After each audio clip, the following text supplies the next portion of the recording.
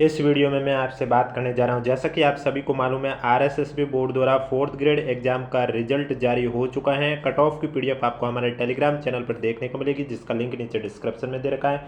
फिलहाल इस वीडियो में मैं आपको बताने जा रहा हूं, अगर कोई स्टूडेंट अपने मार्क्स निकालना चाहता है, क्योंकि आपको मालूम है जब रैंक वाइज रिजल्ट आएगा उसमें तो आपके नाम के आगे मार्क्स लिखे हुए होंगे, लेकिन सर्वर के प्रॉब्लम से अभी उसमें टाइम लग रहा है, वो कब तक अपलोड होंगे। उससे पहले अगर आप देखना चाहते हैं कि आपके नंबर कट ऑफ से ज़्यादा है या नहीं है, या फिर आपके नंबर कितने हैं, देखो नॉर्मलाइजेशन वाली बात की बात है, आपने कितना स्कोर प्राप्त किया है। अब वो नॉर्मलाइजेशन में कितना बढ़ा है कितना घटा है वो तो जब आपकी रैंक बाय रिजल्ट आएगा तब आपको पता चल जाएगा, लेकिन फिलहाल आपके जितने क्वेश्चन सही हुए उसके अकॉर्डिंग आपके कितने नंबर बन रहे वो अगर अभी आप देखना चाहते हैं तो उसके लिए आपको क्या करना है वो इस वीडियो में बताने जा रहा हूं। वीडियो पसंद आए तो वीडियो को लाइक कीजिए, चैनल जरूर सब्सक्राइब कीजिए, क्योंकि इसमें जिस भी कैंडिडेट को दस्तावेज सत्यापन के लिए बुलाया जाएगा 2 गुना कैंडिडेट, उनसे पहले एक स्क्रूटनी फॉर्म भरवाया जाएगा। उसका लिंक कब एक्टिव होगा इसको लेकर अलग से सूचना दी जाएगी, और वो जैसे ही दी जाएगी आपको इस यूट्यूब चैनल के माध्यम से जरूर बताया जाएगा, इसलिए चैनल जरूर सब्सक्राइब कर लीजिए। अब इसमें क्या हुआ, डिलीट हुए क्वेश्चन, उस वजह से हर शिफ्ट में पहले क्या था, आपके प्रत्येक शिफ्ट में यानी कि एग्जाम आपको मालूम है 19, 20 और 21 सितंबर को आयोजित किया गया था, और 120 क्वेश्चन थे, 200 नंबर का पेपर था, यानी कि एक क्वेश्चन आपका था 1.666 नंबर का।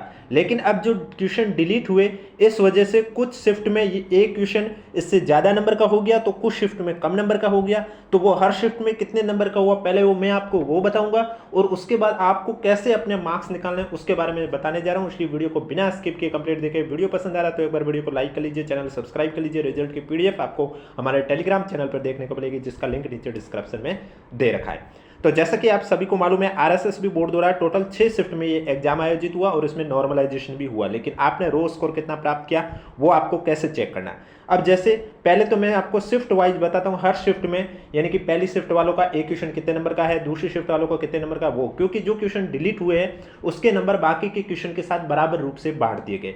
पहले तो चलिए वही बता देता हूं बराबर रूप से किस तरह से बटे। ऐसा नहीं है कि कोई क्वेश्चन डिलीट हुआ तो उसमें बोनस दिया, बोनस बिल्कुल नहीं दिया गया है, बराबर रूप से बांटे गए। जैसे कि कैसे मैं आपको बताने जा रहा हूं, आपके सामने ये फॉर्मूला आपको देखने को मिल रहा है, की फैक्टर का फॉर्मूला।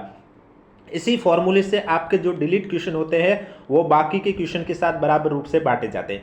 कैसे, जैसे कि यहाँ पर लिखा हुआ है maximum marks upon total number of question into total number of question upon number of valid question. तो मैक्सिमम मार्क्स में आप लिखोगे 200, टोटल नंबर ऑफ क्वेश्चन में आपके पेपर में 120 क्वेश्चन थे, आप लिखोगे 120, फिर टोटल नंबर ऑफ क्वेश्चन में आप लिखोगे 120।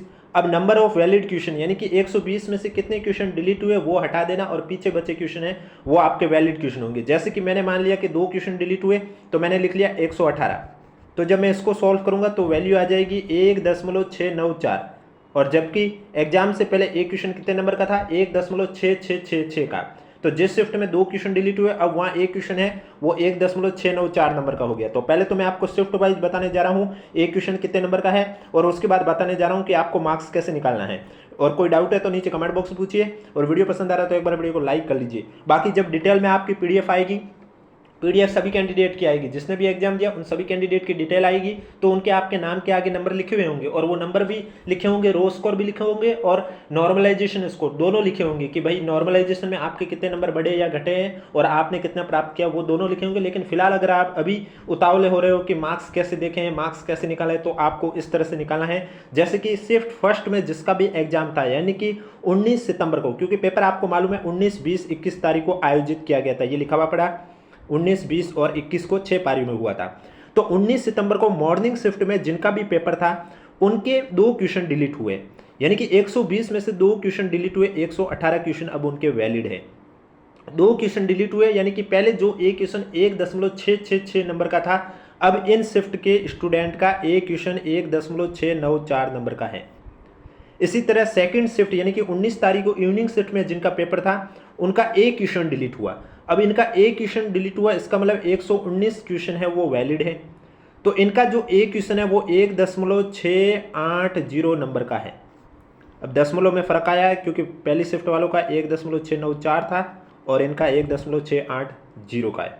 ये दशमलव दशमलव करके ही बाद में ज़्यादा गैप देता है। ऐसे लग रहा है कि ये क्वेश्चन दशमलव में क्या फ़र्क पड़ गया, लेकिन बाद में वो ज़्यादा गैप इसी दशमलव से ही आता है। शिफ्ट थर्ड यानी कि जिनका एग्जाम 20 सितंबर को मॉर्निंग शिफ्ट में हुआ उनके भी 2 क्वेश्चन डिलीट हुए। शिफ्ट फर्स्ट की तरह तो उनके भी सेम रहेगा, 118 क्वेश्चन वैलिड है, तो 1.694 नंबर का क्वेश्चन था। जिनका एग्जाम 19 सितंबर को इवनिंग शिफ्ट में हुआ, सॉरी 20 सितंबर को इवनिंग शिफ्ट में, यानी कि फोर्थ शिफ्ट में, तो फोर्थ शिफ्ट वालों का एक क्वेश्चन डिलीट हुआ, तो इनके भी एक क्वेश्चन 1.680 था। यानी कि 19 तारीख को मॉर्निंग शिफ्ट और 20 तारीख को मॉर्निंग शिफ्ट में जिनका भी पेपर था उनके क्वेश्चन नंबर समान नंबर के हैं, और 19 तारीख को इवनिंग शिफ्ट में और 20 तारीख को इवनिंग शिफ्ट में जिनका पेपर था उनके भी नंबर है वो समान है पर क्वेश्चन। 5 शिफ्ट की बात करूं, यानी कि 21 सितंबर को मॉर्निंग शिफ्ट में जिनका पेपर था उनका एक क्वेश्चन डिलीट हुआ, इनका भी एक क्वेश्चन डिलीट हुआ, यानी कि 119 क्वेश्चन वैलिड है, इसका मतलब एक क्वेश्चन इनका 1.680 का है। फायदा छठी शिफ्ट को हुआ, क्योंकि इनके सबसे ज़्यादा क्वेश्चन डिलीट हुए वो है 3 क्वेश्चन डिलीट हुए, यानी कि अब 3 क्वेश्चन डिलीट हुए, इनकी वैलिड क्वेश्चन है 117, इसका मतलब इनका एक क्वेश्चन 1.709 नंबर का है, यानी कि इनका एक क्वेश्चन सही होने पर 1.709 नंबर मिल रहे थे, वहीं बाकी वालों को 1.680 तो किसी को 1.694 मिल रहा था।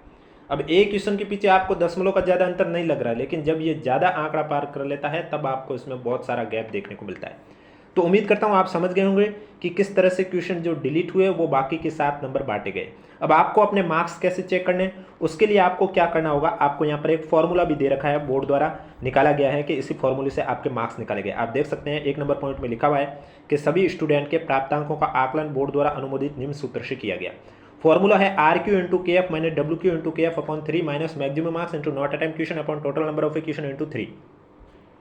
RQ का अर्थ होता है कि आपने 120 में से कितने क्वेश्चन सही किए। अगर कोई कैंडिडेट कह रहा मैंने 100 क्वेश्चन सही किए तो वो लिख लेगा RQ की जगह 100, और जैसे कि मान लिया वो 19 तारीख के मॉर्निंग शिफ्ट का कैंडिडेट है तो वो KF की जगह की फैक्टर की यहाँ से वैल्यू, जैसे कि अभी मैंने बताया आपको हर शिफ्ट में अलग अलग, तो की फैक्टर की वैल्यू निकालेगा, और की फैक्टर की जो वैल्यू आएगी, जैसे कि यहाँ पर ये 1.694, क्योंकि इसके 2 क्वेश्चन डिलीट हुए तो अब एक क्वेश्चन 1.694 का हुआ, तो ये 100 से मल्टीप्लाई करेगा। इसके बाद रॉन्ग क्वेश्चन, यानी कि इसने गलत क्वेश्चन कितने किए, माना कि ये कह दे कि मैंने पीछे 18 क्वेश्चन गलत कर दिए और 2 क्वेश्चन में अनुत्तरित वाला ऑप्शन भर लिया, तो 18 लिख लेगा। की फैक्टर की वैल्यू यही 1.694 लिख लेगा।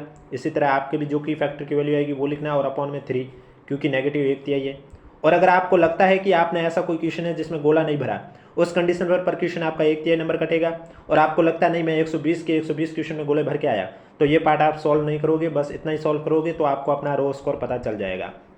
अब नॉर्मलाइजेशन स्कोर, वो तो जब आपका रैंक वाइज रिजल्ट आएगा तो उसमें डिटेल में ही पता चलेगा कि आपके नॉर्मलाइजेशन में कितने नंबर बढ़े हैं या घटे हैं, क्योंकि बोर्ड द्वारा नॉर्मलाइजेशन किस तरह से किया गया है वो प्रोसेस भी इस PDF में देखने को मिल जाएगा, और ये PDF आपको हमारे टेलीग्राम चैनल पर देखने को मिलेगी। और अगर किसी कैंडिडेट ने ऐसा किया हो कि कोई क्वेश्चन है वो उसका छूट गया हो, यानी कि ओमार शीट में 3 क्वेश्चन में गोले नहीं भरे, तो उस कंडीशन पर आपका 1 तिहाई नंबर है वो पर क्वेश्चन के हिसाब से कटेगा, और टोटल 1 नंबर कैसे कटता है वो इस फॉर्मूले से। जैसे मैक्सिमम मार्क्स आप लिखते हैं 200, नॉट अटेम्प्ट क्वेश्चन यानी कि 3 क्वेश्चन जिसमें गोले नहीं भरे आप लिखोगे 3, टोटल नंबर ऑफ क्वेश्चन 120 और इंटू 3। जब आप इसको सॉल्व करोगे तो आपके वही वैल्यू आएगी 1.66, यानी कि इतने नंबर आपके कट हो गए। अब ऐसे कितने स्टूडेंट हैं आपको मैं बता देता हूँ। टोटल 26,436 ऐसे स्टूडेंट हैं जिन्होंने 10% से ज़्यादा प्रश्नों में गोले नहीं भरे। 10% का मतलब हुआ कि 120 नंबर 120 क्वेश्चन थे, इसके 10% होते हैं 12 क्वेश्चन, यानी कि इन्होंने पेपर में 12 से ज़्यादा ऐसे क्वेश्चन हैं जिसमें गोले नहीं भरे हैं, इस वजह से इनका रिजल्ट अयोग्य कर दिया गया है। फिर चाहे इनके नंबर कट ऑफ से ज़्यादा भी क्यों ना है तो भी इनका सिलेक्शन नहीं होगा। तो उम्मीद करता हूं आप समझ गए होंगे कि मार्क्स आपको अगर अभी अभी देखना है, आपको जल्दबाजी हो रही है कि मार्क्स कितने आए मैं कैसे चेक करूं, तो आप इस तरह से चेक कर सकते हैं। वीडियो पसंद आए तो वीडियो को लाइक कीजिए, चैनल जरूर सब्सक्राइब कीजिए, कोई भी डाउट है तो नीचे कमेंट बॉक्स पूछिए। रिजल्ट की PDF आपको हमारे टेलीग्राम चैनल पर देखने को मिल जाएगी। बाकी नाइट तक तो आपके विस्तार से जो PDF है वो भी जारी हो सकती है, और उसमें आपको अपने नाम के आगे नॉर्मलाइजेशन में कितने नंबर मिले हैं और रो स्कोर कितना रहा वो दोनों डिटेल आपको बता दी जाएगी।